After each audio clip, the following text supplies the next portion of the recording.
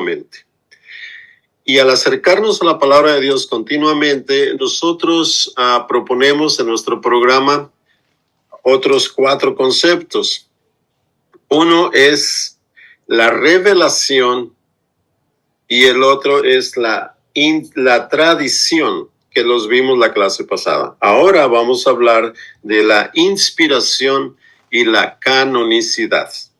En un primer momento voy a hablar de el concepto de inspiración, lo voy a ir desglosando. Después vamos a hacer un diálogo para clarificar.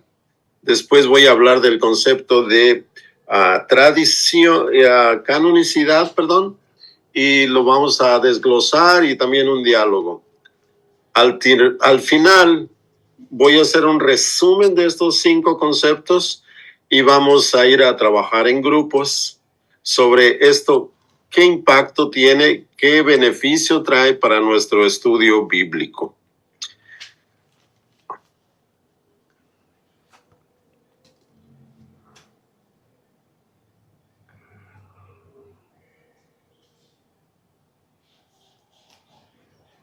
La inspiración. Hemos visto que Dios habla a todos, habla siempre. Y ese mensaje, esa palabra de Dios, tiene una relevancia, una particular expresión en la Sagrada Escritura. Y también en el depósito de esta revelación de la Sagrada Escritura en la vida de la iglesia, en la tradición viva de la fe de la iglesia, el magisterio, los apóstoles, los padres de la iglesia, la fe de los cristianos, la fe de los católicos. Ahora nos vamos a enfocar en el concepto de inspiración. Primera afirmación que hay que tomar en cuenta es que la inspiración bíblica es un concepto, un artículo de fe. Como dice los textos bíblicos y nos enseña la tradición, Dios habla por medio de hechos y palabras en la Sagrada Escritura. Toda la Sagrada Escritura es inspirada por Dios a través de los autores sagrados. Esta es un concepto de fe, no es obligación de personas que no son creyentes creer esto. Así que no se sientan mal si alguien dice, que este libro no es inspirado, que no se preocupe, ese no es problema de usted. Este es una profesión de fe de nosotros, los fieles creyentes. Porque además que se puede entender, también supera el conocimiento. Por más inteligente que sea una persona, sí se puede entender, pero no se agota el conocimiento de la inspiración de la Sagrada Escritura. El magisterio nos enseña que Dios habla, dice la Dei Verbum, de declaración dogmática de la Iglesia en el Concilio Vaticano II, Dios habla por medio de personas y en lenguaje humano. Hermanos, uno luego puede pensar, pero ¿cómo habla Dios? No habla claro, ¿verdad? Dios no habla claro en estos textos. Hay que preguntarnos cuál es el ambiente histórico, cuál es la intención del autor, por qué es un lenguaje simbólico, un lenguaje poético, un lenguaje,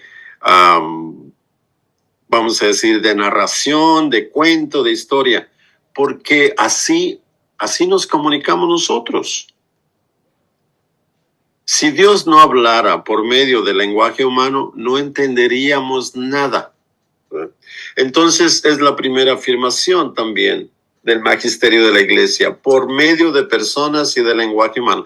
Hay personas que tenían unas habilidades, otras habilidades, unos tenían una capacidad de expresión escrita, otros una capacidad de expresión oral, poética, diferentes también debilidades, también fragilidades.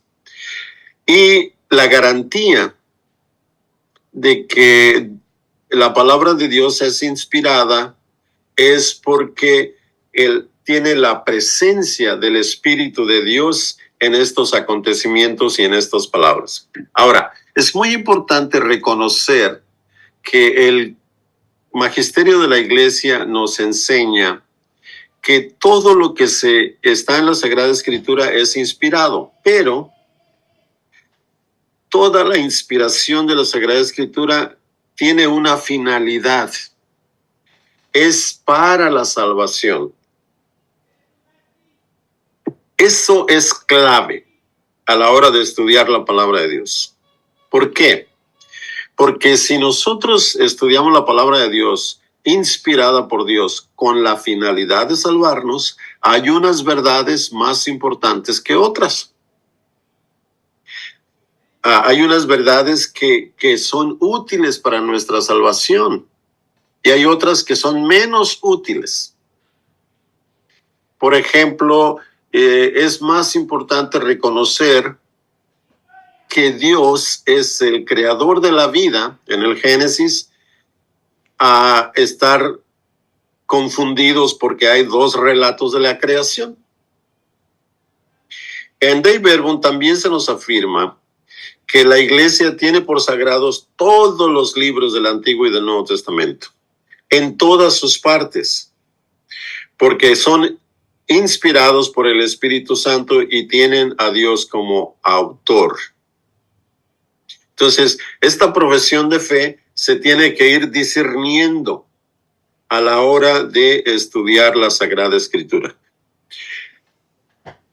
El Nuevo Testamento hace una aportación muy importante, y es que todos los escritos del Antiguo Testamento son inspirados. Los cristianos extienden la inspiración del Antiguo Testamento al Nuevo Testamento.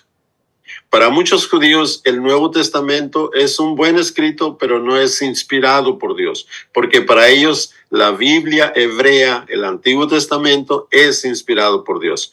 Para los cristianos, como dice la Iglesia, es el Antiguo y el Nuevo Testamento. Este concepto de inspiración, los cristianos lo aplicamos también al Nuevo Testamento. ¿Quiénes son esos cristianos que aplican por fe, por convicción, la inspiración al Nuevo Testamento? Muchos textos, toda la comunidad cristiana, pero de manera especial una tradición, una vida de la Iglesia que se identifica con San Pablo. Se conoce como la tradición paulina. Y otra vida de la Iglesia, otra corriente de la Iglesia que se conoce como la tradición petrina de Pedro.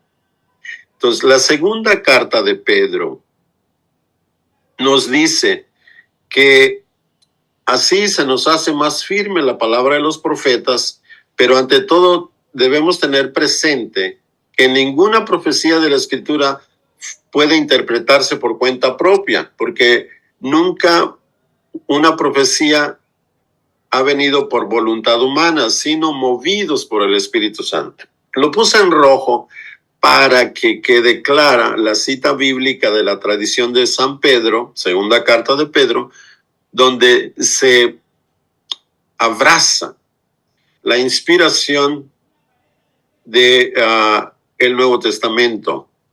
Pero de manera más especial en la segunda carta de Timoteo, un autor a quien se dice que era Pablo, aunque pensamos que no es, sino un discípulo suyo, es que toda la Escritura es inspirada por Dios y tiene esta utilidad para enseñar, para arguir, para corregir y para educar en la justicia, para que la persona esté lista para toda buena obra. Es decir, y este texto es mucho más importante, que la inspiración de la Sagrada Escritura no es para resolver problemas científicos. Hay en la historia de la inspiración y de los problemas en la historia de la iglesia, esta reflexión sobre la inspiración ha tenido muchos desafíos, porque hay quienes la han entendido no de una manera adecuada y entonces rechazan contradicciones que hay entre la ciencia y el mensaje bíblico. Este tema parece haber sido superado ya en la iglesia, sin embargo, para muchos cristianos todavía hoy, a lo mejor alguien aquí presente, se ve una contradicción entre lo que enseña la Biblia y lo que nos enseñan las ciencias, la historia, la biología, etcétera, ¿verdad?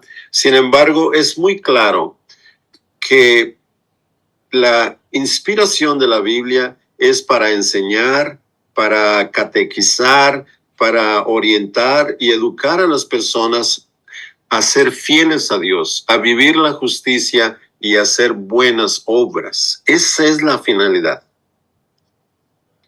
Ahora, otra manera de reconocer la inspiración en la Sagrada Escritura está en toda la conciencia, toda la fe de la iglesia.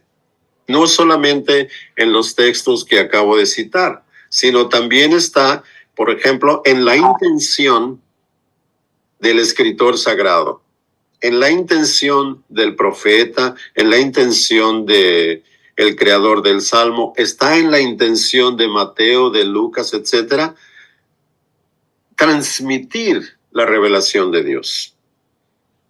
También está en la tradición eclesial, es decir, en los primeros cristianos hasta nuestros días. Los santos padres de la iglesia, los obispos, todos los apóstoles, etcétera, han creído, y eso le da mucho peso a la inspiración de la Sagrada Escritura. También está está en la conciencia de la iglesia.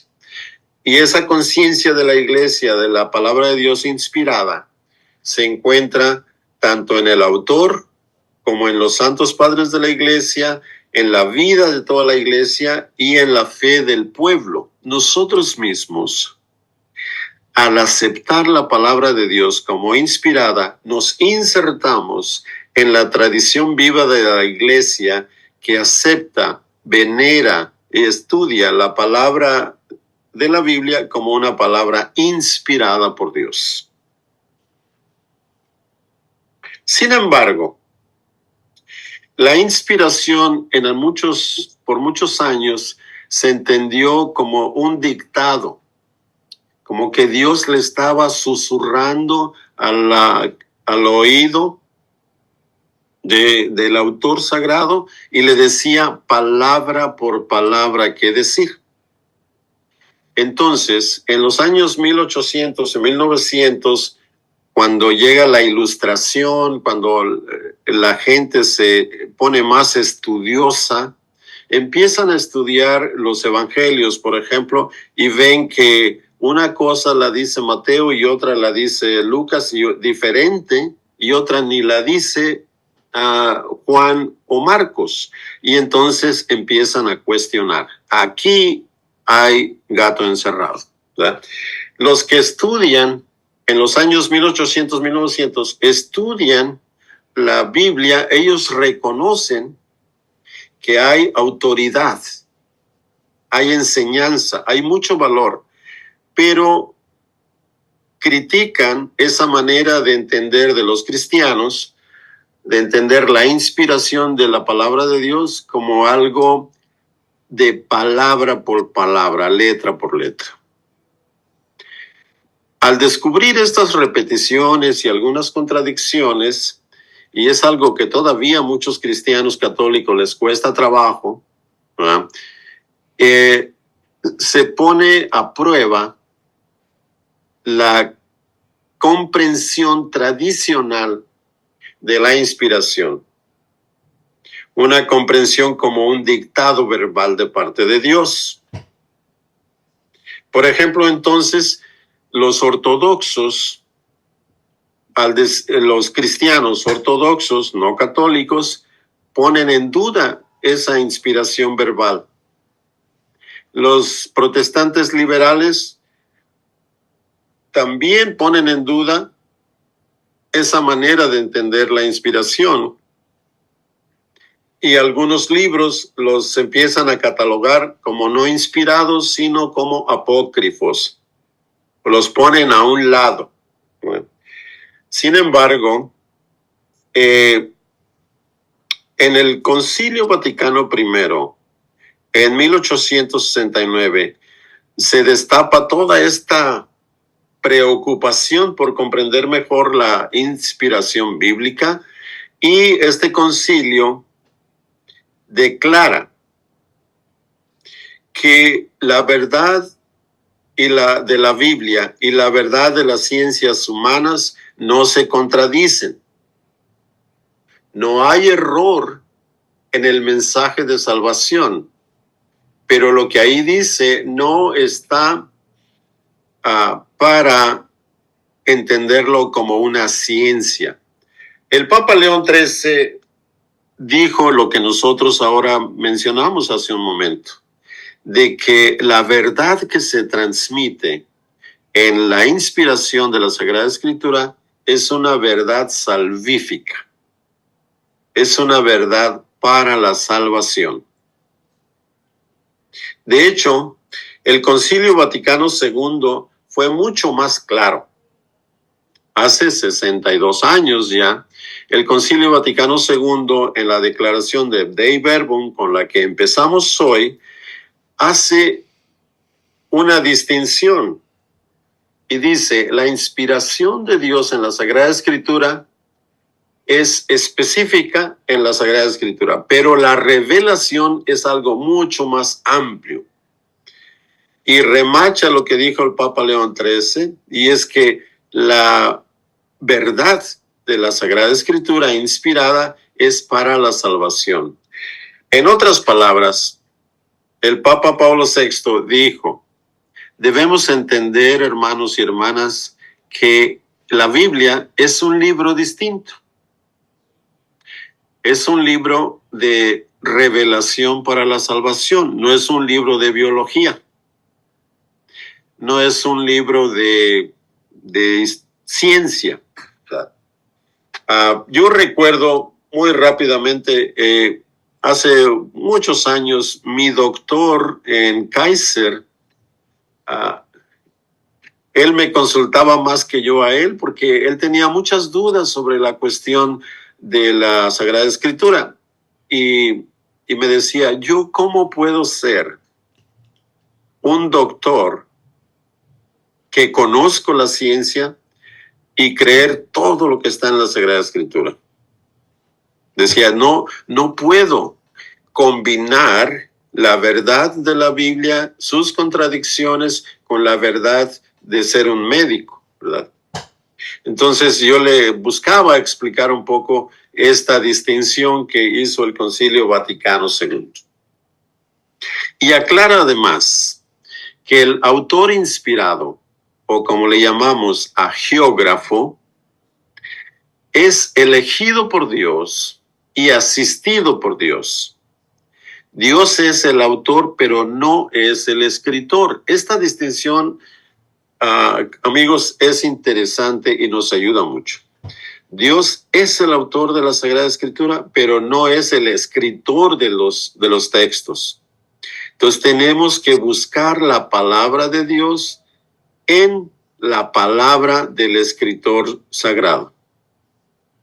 Dios es verdadero autor, pero también es el escritor un verdadero autor. En estos términos se puede hablar de la inspiración de la Sagrada Escritura. Hay un biblista, Luis Alonso Shekel, que escribió mucho de esto, un sacerdote católico, maestro de muchos biblistas español, y él escribió un tratado sobre la inspiración. Me acuerdo cuando me tocó este tema a mí estudiarlo, A mí me ayudó mucho la imagen que él puso ahí y dice, el autor sagrado es como una flauta y Dios, el Espíritu Santo, es quien sopla esa flauta.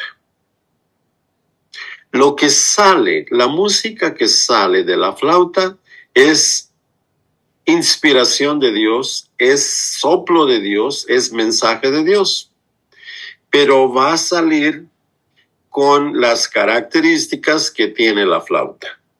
Yo, como toco guitarra, a mí me parece más todavía el ejemplo de la guitarra. Dios es el que ejecuta, el que hace que la guitarra produzca música, sonido, pero depende de la guitarra, de las cuerdas, cómo va a salir el sonido. Entonces tenemos, por ejemplo, San Marcos, autor del Evangelio de San Marcos, inspirado por Dios, escribe su Evangelio. Sin embargo, él no vio conveniente hablar del nacimiento de Jesús. Él comienza directamente con el ministerio de Jesús. San Juan, al contrario, no solamente habla del nacimiento de Jesús como San Lucas y San Juan, sino que habla del origen divino de Jesús, verbo de Dios, que existe desde la eternidad con Dios. Estos evangelios, estos ejemplos nos pueden dar a entender cómo el instrumento, el autor sagrado, produce ese escrito. Más específicamente, Lucas era un doctor, Pablo era un rabino, estaban preparados, conocían el idioma griego, conocían el idioma latín, conocían la historia y podían escribir su evangelio y Hechos de los Apóstoles o las cartas de una manera diferente a como escribe San Marcos. San Marcos no era una persona preparada. Dicen los estudiosos que el griego bíblico o koiné del Evangelio de San Marcos es un griego un poco tosco, un poco rudo, seco, no tiene elegancia. Ese es un ejemplo como Dios inspira al autor sagrado, San Marcos, pero su escritura sale de acuerdo a su capacidad literaria. De esa manera, concluyo primera acercamiento al concepto de inspiración. Dios habla siempre y en todo lugar y a todos. En la Sagrada Escritura inspira a los autores sagrados para que narren, cuenten, escriban la experiencia de Dios. Antiguo Testamento, Nuevo Testamento.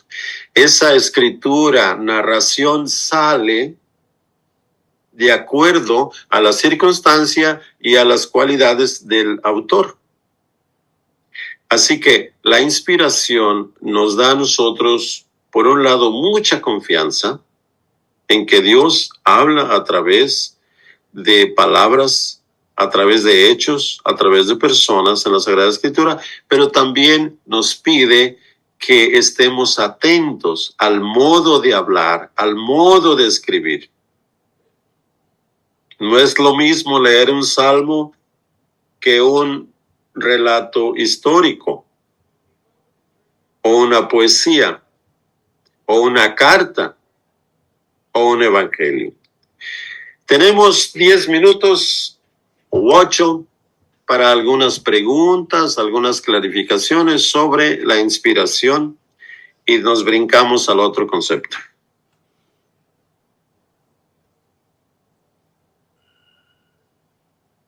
Pueden levantar sus micrófonos con confianza si tienen alguna pregunta.